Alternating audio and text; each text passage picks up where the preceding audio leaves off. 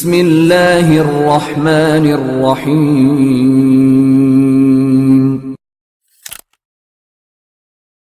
دیکھو ایک بڑی اہم بات ہے، آپ جانتے ہیں ہمارے اپنے ملک کے اندر جماعت اسلامی ہے، عرب دنیا کے اندر الاخوان المسلمون ہے،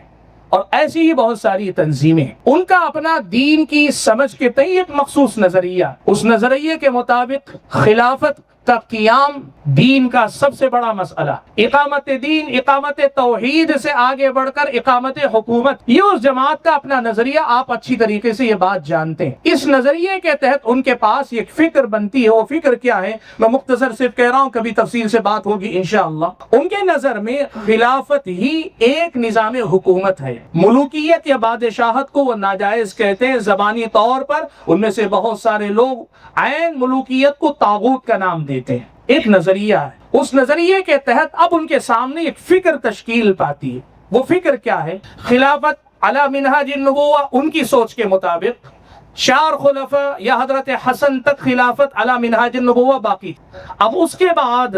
سنیے، بات بڑی اہم ہے، اس کے بعد خلافت بنو امیہ جو شروع ہوئی، یہاں سے ملوکیت کا جو دور شروع ہوا، ان کے حساب سے یہ جو ہے شرعی نظام نہ ہو کر غیر شرعی نظام ہے، غیر شرعی نظام ہے۔ یہ نظریہ رکھنے والے ضروری نہیں کہ آپ کو جماعت میں ہی ملیں، کئی ایسے لوگ ہیں، ایسے بھی ہیں جن کا کسی جماعت سے تعلق نہیں، لیکن وہ اپنی جگہ پہ نظریہ رکھتے ہیں۔ اب اس کے نتیجے میں اب آپ دیکھیے، اقامت دین، خلافت کا قیام کرنا، اور ملوکیت یا بادشاہت یہ طاغوت ہے۔ اب اس بنیاد پر ان کا نظریہ جو تشکیل پاتا ہے وہ یہ، فَمَن يَكْفُرْ بِالطَّاغُوتِ وَيُؤْمِن بِاللَّهِ فقد استمسک بالعروۃ الوثقی۔ اس آیت کی تفسیر اب یوں ہوگی کہ جو آدمی طاغوت کا انکار کرے اور اللہ پر ایمان لائے کا مفہوم یہ ہوگا کہ جو آدمی اس ملوکیت کے خلاف ہمیشہ جنگ کرے، ہمیشہ ان کے خلاف کھڑا ہو اور خالص خلافت علی منہاج النبوہ کے لیے کام کرے، فقد استمسک بالعروۃ الوثقی، اسی نے گویا مضبوط سہارے کو پکڑا ہے۔ آپ تعجب نہ کریں، مجھے یاد ہے ممبئی کے ایک پروگرام میں میں شریک ہوا، پروگرام میں میری باری جب آ رہی تھی، سامعین میں سے کسی نے اور آگ کا ایک بنڈل بھیجا، اتنا موٹا، والنٹیئر کے ذریعے بول کر بھیجا، یہ لے جا کہ مولانا ہی کو دیجیے، اور مولانا سے کہیے تقریر سے پہلے اسے ضرور پڑھ لیا۔ وقت تھا، میں نے سرسری پڑھ لیا۔ بات یہ تھی کہ آپ لوگوں کا مسئلہ یہ ہے کہ آپ اچھی طرح سے جانتے ہیں کہ آج کے دور کا طاغوت کیا ہے، یہ جتنے مسلم حکمران بیٹھے ہوئے یہ سب آج کے دور کا طاغوت ہے، اور ان کے کہہ رہا ہے کہ آپ یہ بھی اچھی طرح سے جانتے ہیں کہ آج کے دور کا ایمان باللہ یہ کہ اقامت دین یعنی اللہ تعالیٰ کے نظام کو قائم کرنے کے لیے جد و جہد کی جائے۔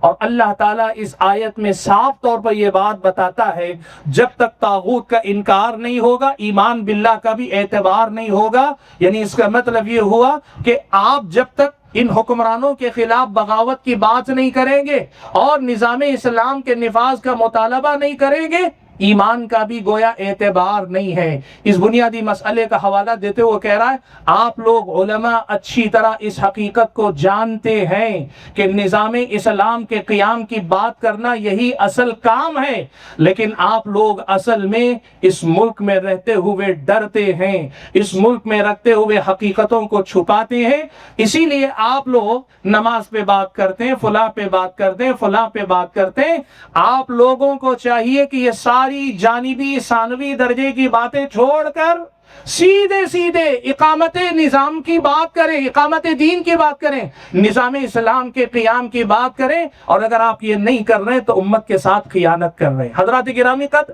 یہ ایک نظریہ،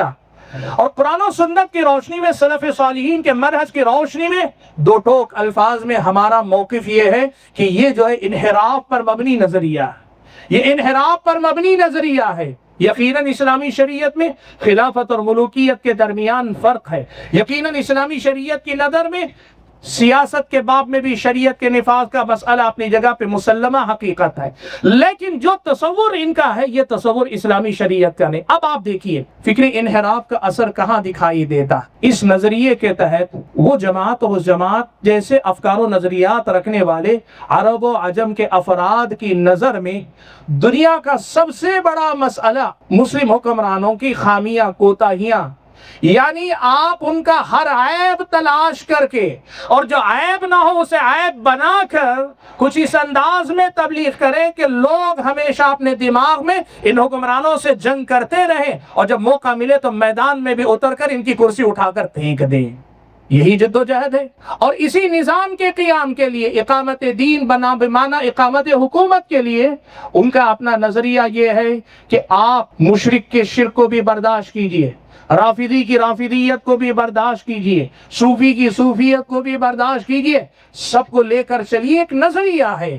اس فکری انحراف کا سیدھا اثر آج ہمارے اور آپ کے نوجوانوں میں بھی نظر آتا ہے، وہ بھی غیر شعوری طور پر۔ نہ اسلام میں شریعت کے احکام کی جو درجہ بندی، توحید سب سے پہلے، اور توحید میں بھی توحید الوہیت کا مسئلہ سب سے پہلے ہے، اس مسئلے کو ہمارے بہت سارے بھائیوں نے بھلا دیا اور ہم سے پوچھتے ہیں آپ لوگ کبھی کسی حکمران کے بارے میں بات نہیں کرتے۔ اس کا جواب بعد میں کہ ہم کرتے ہیں کہ نہیں کرتے ہیں۔ سوال یہ ہے کہ آپ کے دماغ میں یہ جو سوال پیدا ہو رہا ہے کس بنیاد پہ یہ سوال پیدا ہو رہا ہے؟ کون سی فکر ہے جو آپ کو اس سوال کی طرف ڈھکیل رہی ہے؟ ہمارے بہت سارے نوجوان پوچھتے ہیں جمعیت اہل حدیث کبھی بھی یہ جو مسلم حکمران ہے اپنے اسٹیج پر ان کے خلاف تقریر نہیں کرواتی، کیوں نہیں کرواتی؟ سوال ہم پہلے آپ سے یہ پوچھیں گے، اسی موضوع پہ سوال آپ کیوں کر رہے ہیں؟ اسٹیج سے تو سینکڑوں موضوعات ہیں جس پہ کبھی بات نہیں ہوتی،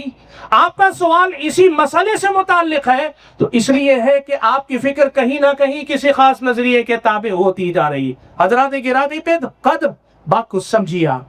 بات کو سمجھیے آپ۔ ہم جب فکری انحراف کی بات کرتے ہیں مقصد یہ ہوتا ہے کہ شریعت اسلامیہ میں مسائل کی درجہ بندی ہے اور شریعت اسلامیہ میں جائز اور ناجائز کی اپنی سلف صالحین کے منہج کے مطابق آدمی جو دعوت کا کام کرے گا وہ اللہ تعالیٰ کی توحید اور خاص طور پہ توحید الوہیت کی طرف دعوت دینے کے لیے کام کرے گا۔ نظام اسلام کا قیام اور نفاذ اسلام کا کام وہ ایک مرحلہ ہے جو خود بخود آئے گا جب آپ ان خطوط پہ کام کرتے ہوئے جائیں گے۔ وہ دین سے باہر نہیں ہے لیکن وہ دین کی پہلی ترجیح نہیں ہے۔ یہ اصل میں رافضیت کا نظریہ، وہ سمجھتے ہیں کہ امامت کا عقیدہ یعنی امامت سے مراد نبی کے بعد آل بیت کی خلافت اور امامت کا نظریہ سب سے اہم نظریہ، یہ رافضیوں کا نظریہ ہے اصل میں۔ اسی نظریے میں بس اس ترمیم کے ساتھ کہ آل بیت کو ہٹا کر فی نفسی امامت اور خلافت کے مسئلے کو دین کا سب سے پہلا مسئلہ بنا دینا، یہ وہ انحراف ہے جو ان افراد کے اندر پایا جاتا ہے، اور اس انحراف کا شکار یہ ہمارے نوجوان ہیں جو اس قسم کے سوالات کر دیں۔